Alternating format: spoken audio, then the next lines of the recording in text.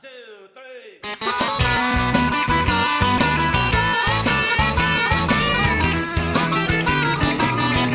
Let's go. I love to see the temple. I'm going there someday to feel the Holy Spirit, to listen and to pray. It is time for another episode of the Cultural Hall. It is a temple ticker episode, which means Corey K. Ward, the Pharaoh himself, the sleek-looking Pharaoh, worth subscribing to the Cultural Hall's YouTube just to be able to see. You look good. You look like you could be in like a turn of the millennium punk band with your hair slicked back, and I'd see you at the Warped Tour, which for some maybe that doesn't sound flattering. It actually looks real good. Thanks for being here, sir. Wow, Richie, I'm flattered. Thanks. You look good. I love it. So do you, Richie. Oh, I don't. I look like I rolled out of bed, and here's the deal. I'll talk 2 seconds. Got a little too much salt in the old beard. This beard is about ready to be done because it makes me feel too old. So I'll be shaving that off. We Looks talk good all with the red hair. What's Yeah, that? the salt in the red hair looks a lot better than salt in the dark hair. Oh, yeah. Well, sure. Thank you. I appreciate that. We talk all things temples of the Church of Jesus Christ of Latter-day Saints, and it's been a little bit since we've done a temple ticker episode, chock full of controversy, of unhappiness, which is something we don't always associate with the temple. And certainly it's not with members of the church, or not always, or not mostly, I guess. But there has been all sorts of temple turmoil. Man, I'm an alliteration king down in Texas. Temple turmoil in Texas. Let's start there. Fairview. That's not in Fairview, that temple. Or the Mckinney. Well, it is in Fairview, Yeah. but it's called the McKinney Texas Temple. And I did hear a rumor, I don't know if it was true, but apparently one of the concessions that the church offered was to rename the temple, possibly Fairview, or something else, maybe some sort of geographic lake, or I don't know what is out there in Texas. Yeah. That's what I heard. So I didn't see any evidence of that though in what I read online. Yeah, so right at the beginning of the summer, the church went before the planning board and they gave the project a negative recommendation. So now it went to the city council to consider, and they could choose to approve it or deny it as well. And of course they needed to do that because of the basically the permission to build for, I think, I'm not quite sure if it was a zoning change, because I think that obviously the church is arguing that a steeple doesn't count towards the height. But right before the meeting, I don't know if it's the church or the lawyers put out a website, mckinneytexastemple.org, just with a lot of information about the temple and this temple site. Although at the bottom it does say this is not an official website of the Church of Jesus Christ of Latter-day Saints, and that for any immediate inquiries they should go to the official site of the church. So that's interesting. But it does kind of include like a link to the traffic report, a link to the drainage, environmental, and the lighting, and then also some images of the temple and what it would look like in the area.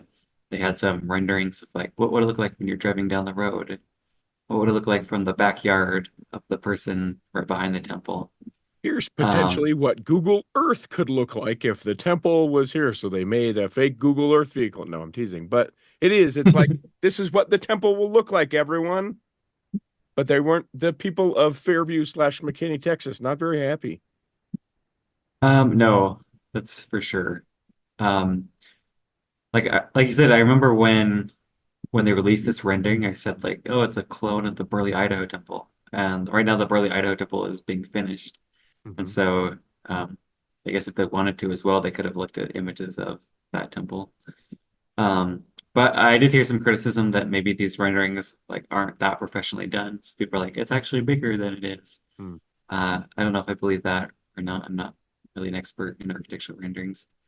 I do like the idea, though, that a bunch of the people in the community are like, we're fine with it, but the renderings are terrible. you know? Yeah, and they tried to the church also tried to compare like the height to like the water tower in town and a bunch of other things, and trying to show it was similar. Um, but I don't think the efforts really were successful because they had, of course, another big meeting where hundreds of people showed up. Mhm. Members of the church showed up in white, opponents of the temple. I think they're called Fairview Strong. They showed up in green. And after, of course, hours of public comment, the town of Fairview, the council denied the temple, denied the conditional use permit for the temple, and they said without prejudice, which simply means that they can submit a proposal at any time, a revised proposal. If they would have denied with prejudice, then it would have basically set back the project for a year and would have denied them for another year of resubmission. So they said, hey, earlier this summer, we asked for a revised design and we didn't get any of that. And the mayor had some harsh words for representatives of the church. He said, shame on you. He talked about their extreme arrogance. He talked about them stabbing the town in the back. And he insisted that they come back with another proposal that was, I guess, informed with the zoning guidelines. So, yeah, it would be interesting to see what the church does. It is interesting that the church has built, 4 temples are right now are under construction in Texas. The other 3 are basically all the same design. The one in McKellen, the one in Austin, the one that's being built in the other side of the DFW in Burleson. They were all like 1-story temples. And I don't really know why. I guess maybe the church there's a few more stakes in this area than those other areas. So maybe this is why they just kind of stepped it up to the higher design. Um, so I wouldn't be surprised if maybe the church comes back with like a design similar to those other Texas temples. We'll see. But in the church's unofficial website, they said that basically that the church does have the right under the RLUIPA law that they can build in the current location with the current design. So we'll have to see if this turns into another litigation process, just like we're seeing in Heber City and Cody, Wyoming. So, Which I continue to beat the drum of I just don't understand if the and I mean I guess I do understand that the church is like, listen, we're allowed to do this. So we're going to do this way. I like, okay. But at the point that we're doing it at the discontent of the majority of the community, I just don't understand that kind of approach. It does feel a little bit like hubris on our behalf, where we're like, well, we can and we're gonna, and if you want to stop us, we'll take you to court. I don't know. I try and put that feeling and sentiment in Jesus's mouth, and I just go, I don't know that that's where that comes from. yeah, I think in part I agree. The uh, the church might have an ally in an Islamic society right now trying to build a mosque in the neighboring town of Mckinney. It's also being opposed by residents for pretty similar reasons, being too tall, being going to be too much traffic and everything. So it is interesting to see that happening at the same time. The mayor of McKinney actually sent a letter to the residents and council of Fairview urging them to approve the temple as it is. So it is interesting to see that town, they're also having a battle over a potential mosque that is coming. So it does kind of call into question, like, are these really being opposed for simply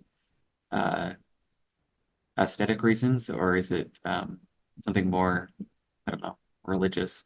It's So racial prejudice. It's not racial, religious prejudice. Why are we So, pretending that on some level to some people it's not? Because it is. I'm sure that it is.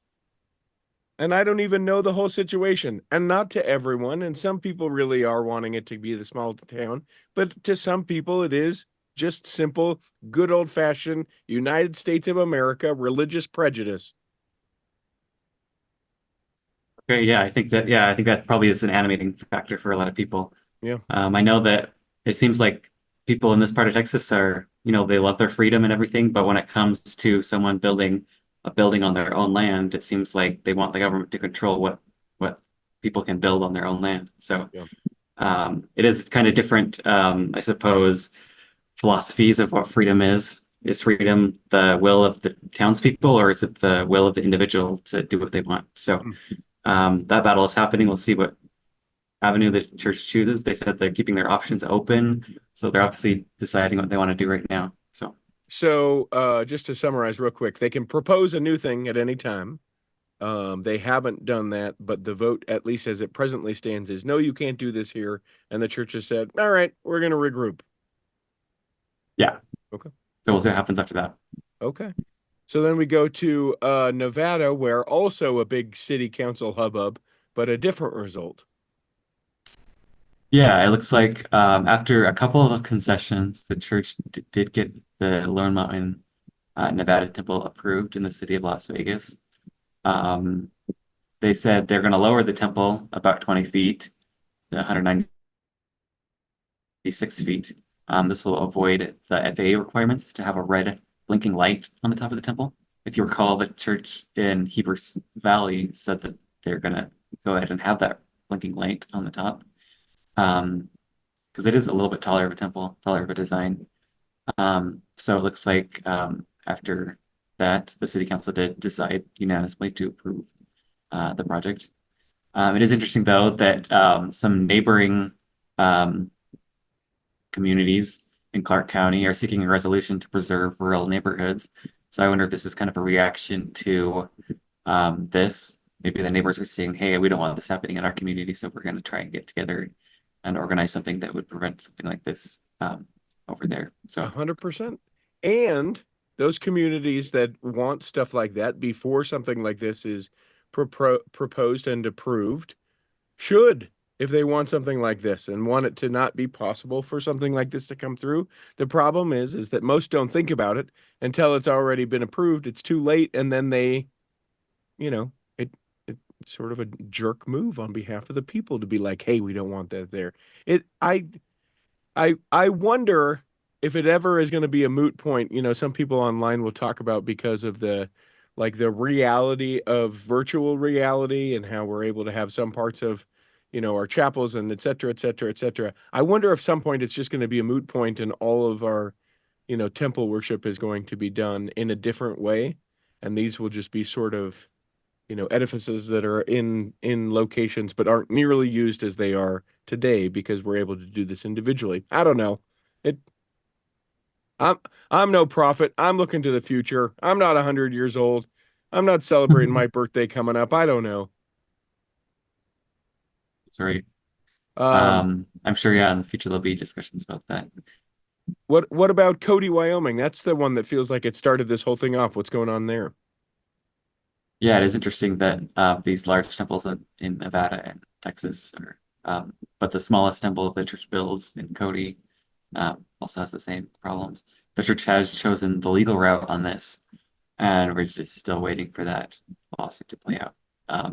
Meanwhile, the neighbor group was trying to get internal communication from the city to see if there was any foul play amongst the city planners and the council and everything. And I guess Wyoming has a public information law that you can request that, and basically the city is months overdue in delivering that. So it does seem kind of suspicious that they're hiding something. So we're just in a waiting pattern right now. Slow burn in Cody. So the mayor comes in and says, how are we doing to burning those documents? Have we been able to rewrite them and change them yet? Keep going. Not really, but it does seem super suspicious there. And then I was surprised, and this was just one-time headline about Bakersfield. Bakersfield sort of joining the fray, saying, I'm not sure we want something like this here. Where's that one at? yeah, it's in it's kind of near a university, near a commercial area, but there are some homes in the backyard of what would be the temple. So there are some neighbors that are concerned. They held a meeting to try and get to know those neighbors and try and listen to their concerns. So I think they delayed their hearing in front of the council. So I think they're trying to get ahead of any of the criticism before it comes. Okay. And then New Zealand is having an issue. This is interesting because this is completely removed from all of the our freedoms, their freedoms, my freedoms of the United States, but an issue in New Zealand. Yeah, this just really came out. There was one article about a neighborhood group that has started to voice concerns. We talked about how they just released a rendering for the Wellington, New Zealand temple.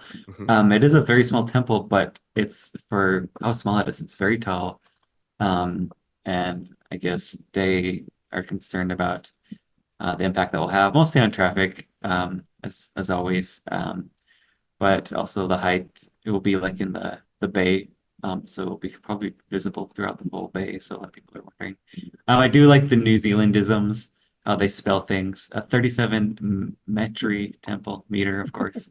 There'll be 74 car parks, and then a 3-story building, story EY. Even though the rendering of the temple looks like it will be 2, but because the spire is so large, it kind of looks like it would be 3. So they said that they're taking public submissions about the temple until August 20th. This will be the 3rd temple in New Zealand. The Auckland, New Zealand temple right now is being completed. This temple is located on basically a hill in the middle of Auckland, very visible by the highway. So anyone driving through New Zealand on this main highway is going to see that temple. So I wonder, that was never a concern, it seems like, on the approval of this temple. So we'll see if any of the other concerns about the other temple will be a big deal. Okay. I think maybe we wrap up the controversy. Let's take a break, and when we come back, we've got temple open houses, we've got dedications, groundbreakings, renderings, sites announced, all sorts of construction updates, and miscellaneous. Are you kidding me? More miscellaneous? We'll take a break and come back and do that in the second half of the Temple Ticker.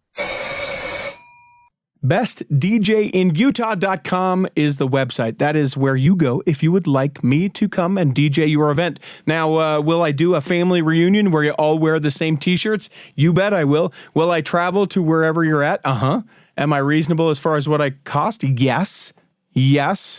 Do I bring a good time? Yeah, all the things. Listen, Best DJ in Utah, it's my company. It's a thing I do that allows me to be able to have the time to do the cultural hall. So if someone's getting married, you think, man, they need a great DJ. You're throwing a party, whether it's a 50th or 60th or 40th or 20th or whatever the party is. I've done them all and would love to be able to do that. An anniversary party, certainly done those. I did a baptism in 2023. Yeah, we did a big dance party at a baptism. Spoiler, not a Mormon baptism, but it was fun nonetheless. BestDJinUtah.com is a website. I will get back to you within 24 hours with a quote. Come on now. BestDJinUtah.com. Imagine running a small business today. It's challenging. Imaging and internet presence is an absolute must. Even with that, you're still a small star in a bright cyber universe. Now, imagine you have someone who understands how to get your site designed for your talents and then easily searched by potential clients. Imagine Lennon Design. Whether it's strictly a website or a whole package of logo creation, advertising media, and promotional materials, Lennon Design is your partner in business. They'll test the boundaries of their imagination to create something unique for you. When you need creative, affordable design, let it be Lennon Design. Call 801-699-3022 or visit LennonDesign.com. Here in the second half of the Temple Ticker, we're going to talk all about those groundbreakings and give you some updates on some different temples. But we start with open houses. An open house has begun in Pennsylvania. That's right. The Pittsburgh, Pennsylvania temple opened to media tours and other VIP tours on August 12th. They were led by Emily Bell Freeman and, some white guys. I don't remember their names, but I think she was the most notable of the leaders that were there. This new temple is actually in the Cranberry Township of Pennsylvania, just outside of Pittsburgh. I really like it's a unique design, I would say. I think they're going in for like the Art Deco Gilded Age kind of Pittsburgh architecture. It has a lot of gold highlights on the windows and on the top. And I don't know, what do you think about the spire, Richie? Because I don't know whether to think it's like a supervillain headquarters or like a superhero headquarters. Because it has kind of this unique spire design where it kind of flares out and then has Yeah, like it flares out with like a diamond shape and then kind of goes up to the pointy part of the spire. You're spot on. I also don't know supervillain or superhero. I'm looking at some of the pictures of the grounds surrounding this temple, and it just seems like it's set like in the most peaceful part of a neighborhood that's so gorgeous. There's a shot of a fountain as it's on its approach. It's unreal gorgeous. My goodness. And I like the gold accents um of the whole thing. It feels oh, I don't know. Make sure that in the show notes you click on all the different things. There's one picture that has kind of the early morning fog or clouds there. I'm gonna go superhero. there we go. Yeah, certainly with Noah and Demoroni, they're becoming a lot more unique, creative, and what the spires look like on temples nowadays. So I think this is just the next evolution of that. I would be Um, curious to know if there's symbolism in the little diamond flare before the steeple goes up, because it is unique. It almost looks like the Eye of Mordor. okay, yeah. Yeah. I don't know. I don't know. Something. There's something to it. And just like basically every temple, it seems like nowadays they use the state flower, which in Pennsylvania is the mountain laurel. So they use that motif throughout, as well as dogwood trees. Yeah, nice stained glass as always with those flowers. I think what's most unique is that the celestial room, rather than just have one like center chandelier, they have kind of four chandeliers in a square, and then in the middle they have a large stained glass with those kind of motifs. So as you look up in the celestial room, you see that. So it's almost like you're underneath a tree looking up to the sky. You know, I don't know that I've ever seen this many pictures of the inside. Maybe I don't pay attention, but it seems like there is just pictures and pictures and angles of this temple, and I'm clicking through, just fascinated. It does look different, this temple, for some reason. I'm not sure. Okay. Yeah. Yeah, Um, that shot of the celestial room, like you were talking about. Again, Corey puts together all these show notes. They're way thorough. So take the opportunity to look through it. And that temple is pretty short as far as the open house goes. That'll be dedicated right quick here. yeah, the open house will end on August 31st, and then other DDR will be there on September 15th to be dedicated. So if you're in the area, anything that's worth it, then go ahead and go. Yeah. Yeah. So then we go down to Tallahassee, Florida. Yeah, this is part of our bet that we had last time, because it was announced that Project Kieran on December 8th will dedicate this temple. Because we talked about how they didn't announce the presiding authority for Desert Peaks, Mm-hmm. the Desert Peak Temple, Mm-hmm. and I said it would be President Holland. You said it would be Project Kieran. Mm-hmm. So I think he's going to do this one. So that kind of opens up maybe someone Oh. else, possibly Kieran or Razvan. I like the way uh, that you talked around do that you're like, this probably certifies that I'm right and that you're wrong. Yeah, they'll have an open house from November 4th to the 23rd. They'll have a media day on October 28th. So that'll be the third temple in Florida. And will be three more under construction soon. So Do you think there's any chance that it'll be President Nelson that would do Deseret Peak? there's also a chance, yeah, Yeah. if he's up for it. It'll Hmm. be, oh, what day is it? Can't remember. But yeah, it'll be after his birthday. So Yeah. it would be interesting to see a centenarian dedicated temple. That'd That be would be a pretty first. incredible.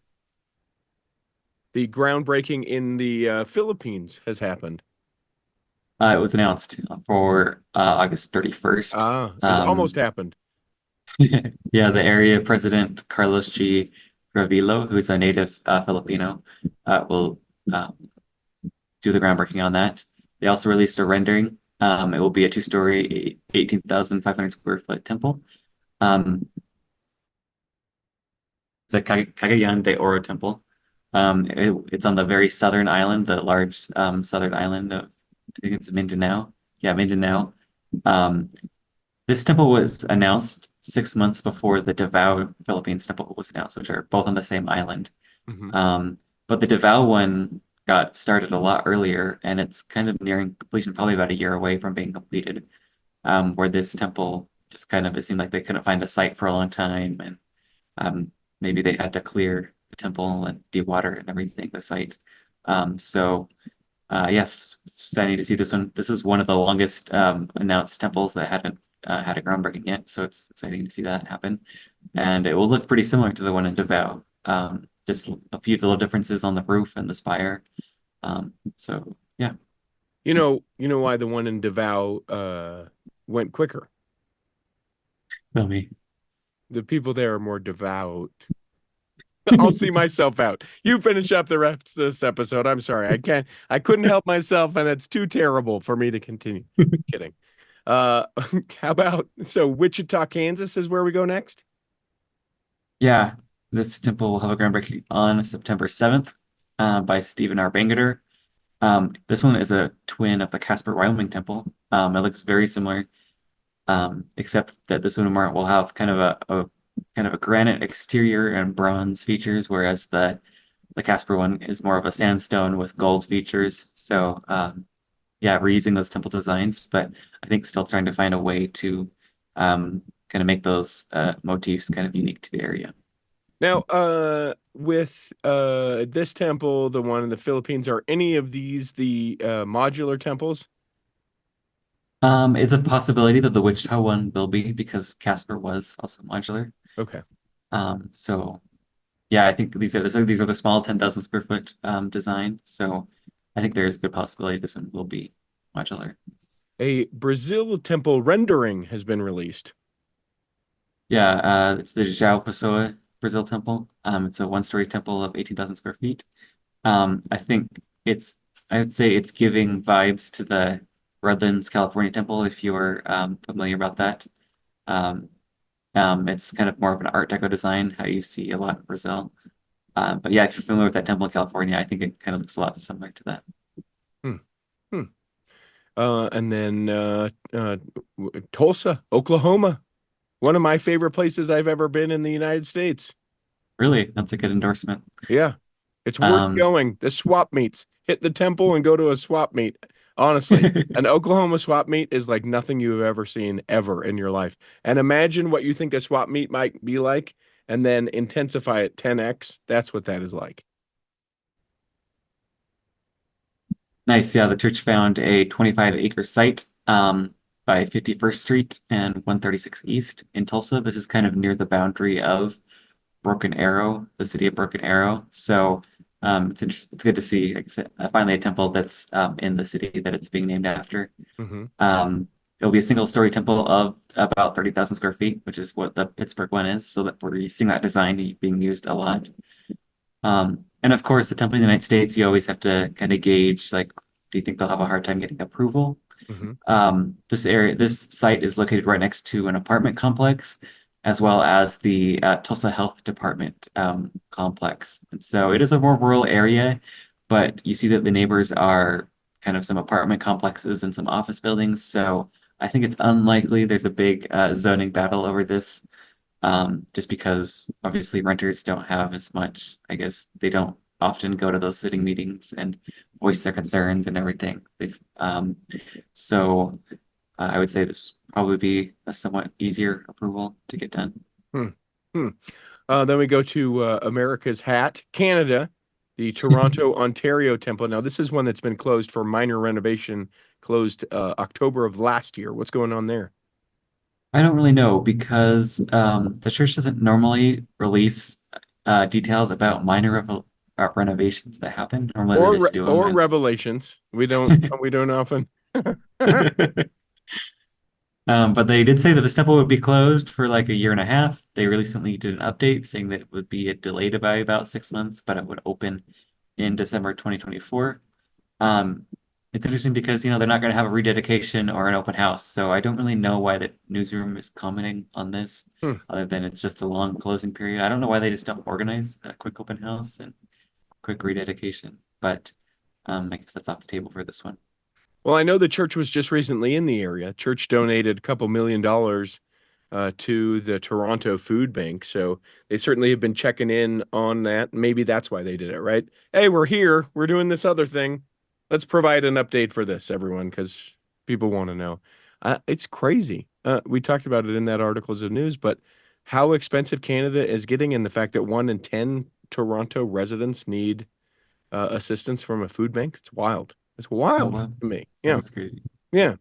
Other constructions updates. I don't think I knew about this. You probably told me, but I was thinking of some sort of lame joke that I could make about something else you said. But Boise, Idaho has been closed, and they're doing some work there. Yeah, it's interesting that they didn't comment on this extended closure because the temple's been closed since the early summer. It will be closed to the end of September. It's getting a new roof.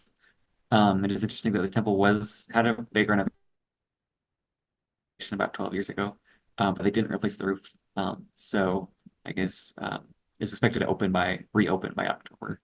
Hmm. For many, the Provo, Utah Rock Canyon Temple, formerly just the Provo Temple, there's a great link in the show notes that you have provided. People can go and click there that gives sort of a dates in timeline thing that would let us know, hey, this is what's going on this day, or what went on this day. That now the foundation, they're digging the new footprint for the Provo, Utah Rock Canyon Temple. Yeah, we see that they're finally just about done with digging out the old temple, and the new foundation of the Rock Canyon Temple will be slightly in a different location, just a few feet in front of where the old one was. So it is interesting to see kind of that transition happening between demolition and then now construction. In Cleveland, we're going to get one of these modular temples. Tell me about this. Yeah, I didn't know this before, but now that someone has took pictures of what the foundation looks like, it does look like the foundation is being prepared for modulars to be delivered. So yeah, the Cleveland Temple will be the next modular temple of the church. And you can kind of see that in that image that you can have like these kind of large columns that will support the edges of each module. So It's worth clicking online because it almost looks like, when in seminary, when the teacher would talk about, like, here is the inner sanctum and the holy of holies, and they would travel with the tent, the like laid foundation of this, because I'm assuming, tell me if you think I'm wrong, that center is the baptismal font, isn't it? yeah, in these small 10,000 square foot temples, they put the baptismal font in the center of the temple. And so, part of that foundation is everything for the baptismal font. So it is kind of it's a cool looking picture to be able to be like, oh yeah, I can see that's where I'll walk in. That's where I'll give my temple recommend. Then I'll go here. This is where the dressing room will be. That's awesome. Okay. So let's see. To Santiago, Chile, West. Yeah, so they're preparing for a groundbreaking on August 17th. It was the site of where a chapel was located. I didn't know if they were just going to build the temple on the side, but it looks like they decided to demolish the chapel and have the whole thing for the temple. I think they moved the ward. There was only one ward in that building, so they just moved to another nearby chapel.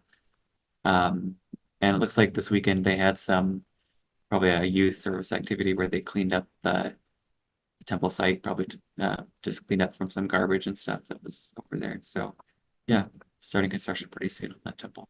Grab a brick and throw it in the bin. It's young men, young women, rising generation activity.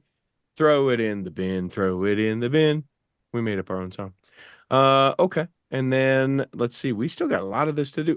Grand Rapids, Michigan. Yeah, we talked about how this site, there was a Christ Community Church located on this site. And I really like the architecture of this. I was kind of hoping maybe that somehow it would be saved, but no, the church demolished this old church building, and there's no groundbreaking announced yet. So we'll have to see if this means that it will be soon. Okay. Which takes us then to Kona, Hawaii. Yeah, this temple has been closed for 9 months, but we haven't really seen a lot of construction activity happening. I don't know if that's because they're just taking a while to decommission the temple, take out all the ordinance supplies and everything, or if they're just waiting for design or construction or approval. I don't know. But they recently put up a construction fence, and so it looks like it will probably take place soon. The new temple will have a new exterior. You can kind of see on the pictures of the temple right now that there's kind of some discoloration in like the probably the marble of the temple. So it's really, you can see that it's in really need of renovation. So um, it's interesting that that's happening. Any thought as to whether they'll keep the fountain or not? Probably no speculation. I would hope that they do. That temple, especially, not unlike the Laie and a couple of other temples, just has this gorgeous flowing, like river fountain thing as you make your way into the entrance. Well, you see in the rendering that there is a fountain that is pretty similar looking. They'll probably make a few changes, but yeah, they'll keep that fountain there. Good, good. Tokyo, Japan.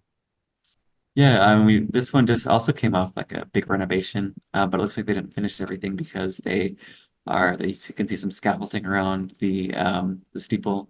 I guess they're doing some weather sealant up there. So it's interesting to see these improvements still happening Hmm. as even after a recent renovation. So people continuing to work on it and that stuff. Okay. Deseret Peak. Yeah, that open house is coming up soon. You sent me a link to this like article in the local newspaper where someone is basically chastising everyone, saying, "Hey, don't have any excuses. Like you need to prepare for this temple. You need to go. You need to serve." It's just interesting to see this like in a public newspaper. Someone's yeah, putting their opinion about what church leaders should be doing in Well, preparation for this temple. you know why, Corey? Because people are having excuses and are choosing not to serve, and you need to have no excuses and serve. Okay, Gosh darn it. message taken. Yeah. Going over to across the pond in the UK, it is interesting that the Preston News blog invading part of the missionary training center, there right next to the Preston England Temple, apparently cost 101 or 111 thousand pounds to do, and it will take place through looks like the end of the summer. So yeah. I like the idea of the Preston, England temple being like Hogwarts. I know it's not, but in my mind, I really want it to be, right? Welcome Yeah. back for another year. And everyone, I don't know. I like the idea of like alumni at the Preston, England MTC. It's not that at all. I recognize most of the things when I say I like the idea of it's a ridiculous suggestion, but I wish it was. I want it to be a little bit darker. Check out the pictures again in the show notes. I want a couple torches on the side of the building, and I want the pictures to be taken at night. So let's get that done. Preston, England MTC. I saw this too. The Angel Moroni, a popular lightning strike device, Star Valley had to replace theirs. Yeah, I mean you see this fairly often. I mean just a couple of years ago, the one in Bountiful was kind of destroyed. There was a big hole in Ancient Marine. They had to do this big renovation on the steeple. So it happens fairly often, but that happened in Star Valley recently, and they decided to kind of inspect closer to the damage, and there was quite a bit of damage. So they replaced the ancient Moroni on this temple. Somewhere the church has probably a rotating cast of ancient Moronis that it just, once you need to replace one, just bring one over, and then the old one goes back to the studio, gets repainted and everything, and then goes on another temple. So, But you don't know, as we- right? It sounds like you don't know that for sure. it's what I heard. I mean, it's pretty self-evident. I don't know.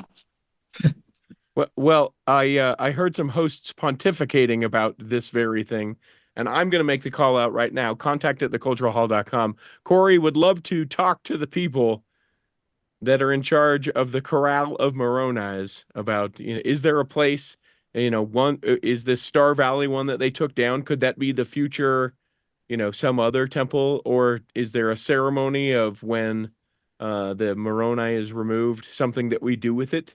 Do we have to decommission the Moronis? What happens with the Moronis? So if you know, contact at theculturalhall.com. I know we've gone a little bit long. Let's talk about the end of this year. Yeah, busy calendar. The weekend of August 17th, there'll be 3 groundbreakings. Next Monday, there'll be 2 more temples opening for open houses.